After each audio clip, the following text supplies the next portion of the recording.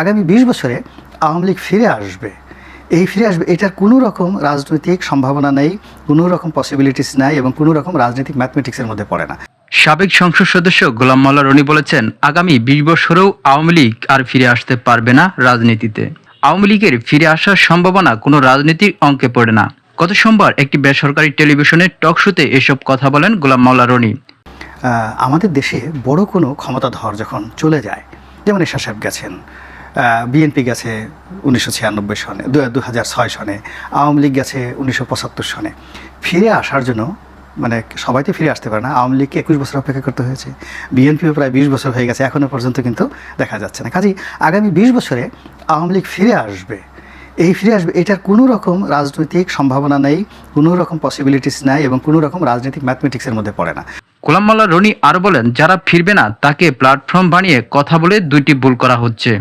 প্রথমত, যারা এটা করছে তারা ভয় পাচ্ছে এবং তাদের মন এবং মস্তিষ্কে ভয় তৈরি হচ্ছে, এতে করে তাদের কর্মদক্ষতা নষ্ট হচ্ছে।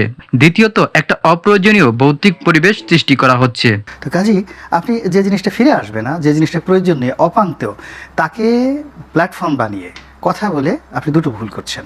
প্রথম ভুল হলো আপনি নিজে ভয় পাচ্ছেন, নিজের মন মস্তিষ্কে এক ধরনের বিষক্রিয়া তৈরি হচ্ছে, আপনার কর্মক্ষমতা নষ্ট হচ্ছে।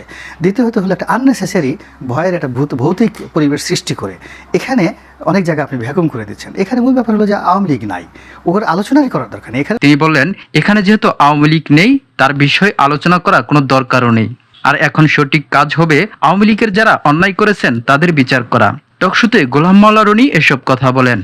মূল ব্যাপার হলো যারা আওয়ামী লীগের লোকজন অন্যায় করেছে, যাদেরকে ধরতে পারছেন, পারলে তাদেরকে ধরে বিচার করেন, আর যাদেরকে ধরতে পারেননি তাদেরকে আনেন। এটা হবে একদম আওয়ামী লীগ সম্পর্কে রাইট।